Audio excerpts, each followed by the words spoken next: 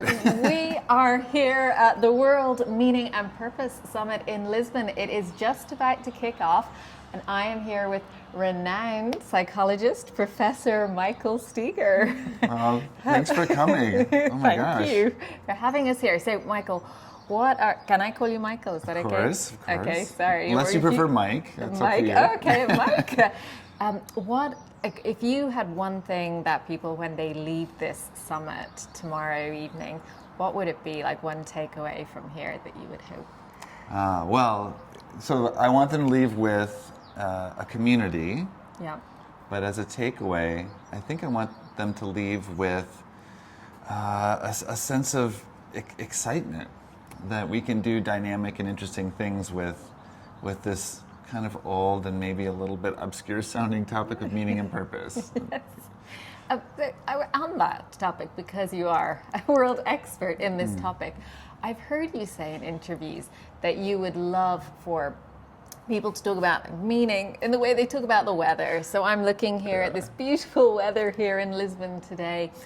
If I was meeting a friend for coffee this morning, could you give me a tip, something I could say to trigger that conversation without sounding a bit, corny or? Yeah, well, you might sound corny. I can't help that because the topic does. Okay, so let's be corny. Okay, so I'm going to assume this is your first time. So I would say that you might want to consider modeling it, right? So say, I know it sounds a little bit weird, but one of the things that I've been thinking a lot about is how I can make more room for meaning in my life.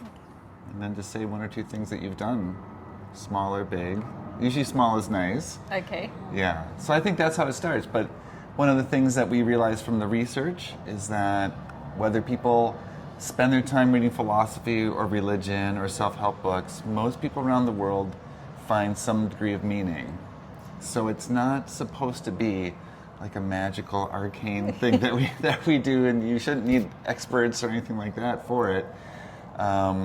So I think once we kind of step off the seriousness a little bit and let people's own language and own experiences come through in terms of meaning, then there's not anything that awkward about it. Like you want to talk with your friends about things that they care about. So. Yeah.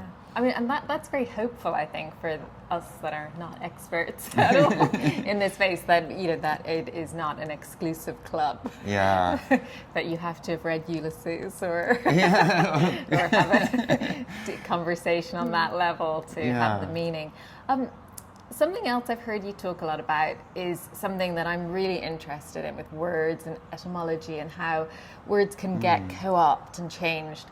If you could just package meaning and define it for how you would like it to be defined, and you could put it into a time capsule and it couldn't get keep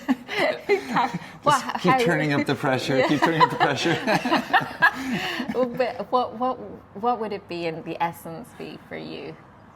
Yeah, I mean, I think that for me, meaning is intended to be a shorthand for capturing what really is most important about how you want to live your life, what you want it to stand for, and really how you want to bring yourself out. And so it's I know we're locking this in a time capsule, but the process itself is something that ideally unfolds, feels familiar, challenges us, pushes us forward a little bit to really ask the question is, am I doing, am I being, am I helping, am I hearing and experiencing what's really most important about this one little weird, random, pretty fragile life that we have?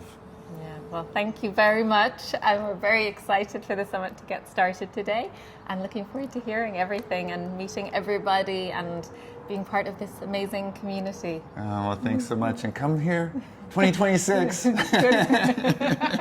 Thank you, Michael. Thank you. Oh, it's great to see you again, too. Yeah. I do hope you have fun. That's great. Yeah.